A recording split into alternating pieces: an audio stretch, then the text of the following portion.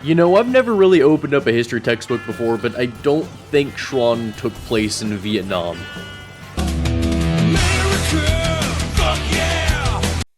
Thank you to the developers of this game, Castellio Inc., and their publisher, Beyond Frames Entertainment, for sponsoring this video. Welcome to a new VR game with weapons, death, more weapons, and characters that'll probably be misappropriated for Rule 34, known only as Ark Ade. The best way I can describe this game is to imagine if you combined Tron and the Matrix into a video game and added a hint of pistol whip, but without having to shoot them based off of the beat of the music. But I will admit, it has a pretty good soundtrack. This new VR game is available on Valve Index as well as the Quest 2, and aims to please the audiences that will enjoy arcade-based shooters. But it's also for those that just like being able to shoot in general. This game actually performed a very nice balancing act of having enemies that I can just tap with one headshot and be able to kill, along with larger enemies like turrets and drones that took quite a few bullets to kill. Also mixing together enemies in motion, power-ups on the map, etc. The logic behind the main mode of the game is very simple. You'll go through a progression-based shooter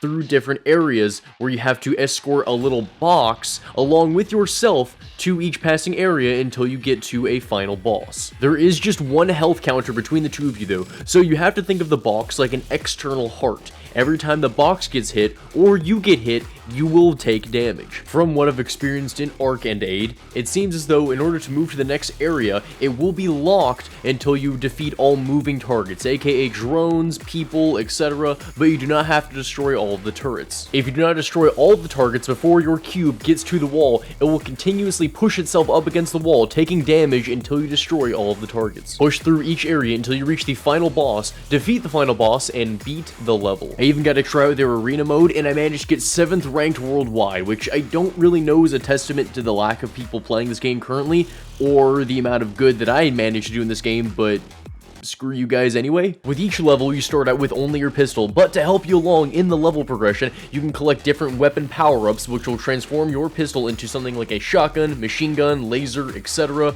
You can also gain health, as well as have additional points for you to be able to slow down time to be able to defeat any enemies that may come in mass waves towards you. You do need to be careful though. I know it is extremely tempting to want to just be able to shoot all the boxes that are up and floating in front of you, but you have to time when you shoot these. As you can see here, I shot the shotgun power-up and then almost immediately shot the machine gun power-up, which just negated the shotgun. It was almost like throwing it away. I've also noticed an attention to detail with what the enemies like to target. For example, most enemies that spawn in with guns typically tend to target me, while the enemies that spawn in with laser-based weapons typically tend to target the cube. And a good strategy that I've noticed is, although there are a lot of different damage outputs with different types of enemies and such, the best method for being able to get past these levels is taking out the easy ones first and then moving on to the harder enemies. For example, if there are 2 drones flying overhead that are both going to take about an entire mag to kill, but there's 10 enemies in front of you, I would just focus on training the smaller enemies in front of you, because you can take each one of them down with a single headshot if you're accurate enough, and then move on to the bigger targets. That way there's less bullets to dodge for your character. The challenging part of the game is the amount of things you have to juggle, paying attention to what you shoot, making sure you don't double up on power-ups,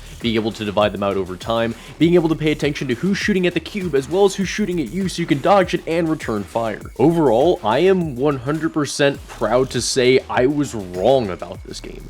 I first looked at it and it really didn't seem like something I would get into, but the more I played it, the more I wanted to become better at it. Each time I went into the level and failed, it gave me that much more motivation to go back in there and start popping more heads, start beating more bosses, and doing every single thing possible in human nature to win this game.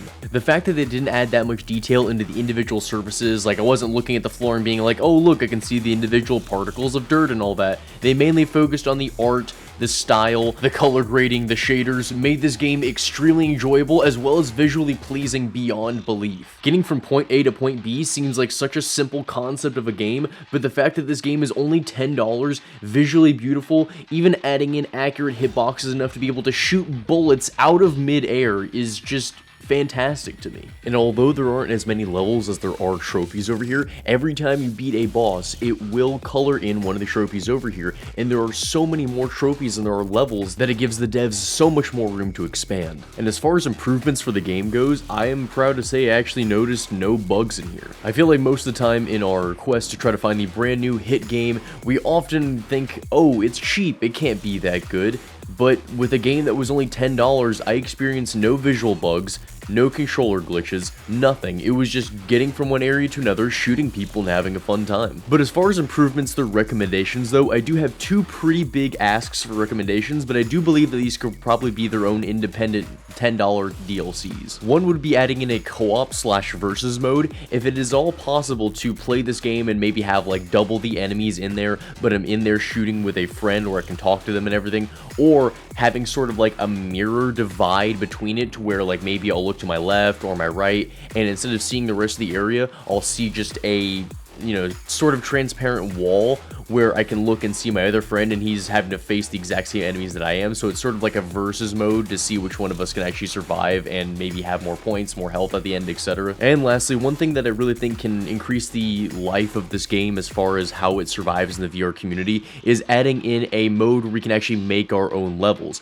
Maybe not have anything too advanced like how the developers have, but give us a template of an area, allow us to make some minor tweaks here and there, add in however many enemies we want for turrets, regular people, etc. Games like Beat Saber managed to survive for years being one of the more popular games purely because the community took the game into their own hands and started making custom levels. And with how much people love shooting guns, I can imagine if Ark Ade put a thing into here to allow us to actually make our own levels, I think this game would explode. Although the only colors really used in this game are red, blue, and yellow, I want to be able to give this game a green light and say it is fantastic, and I would definitely recommend checking it out today. But not until the developers give me the ability to be able to play the guitar that's in the basement.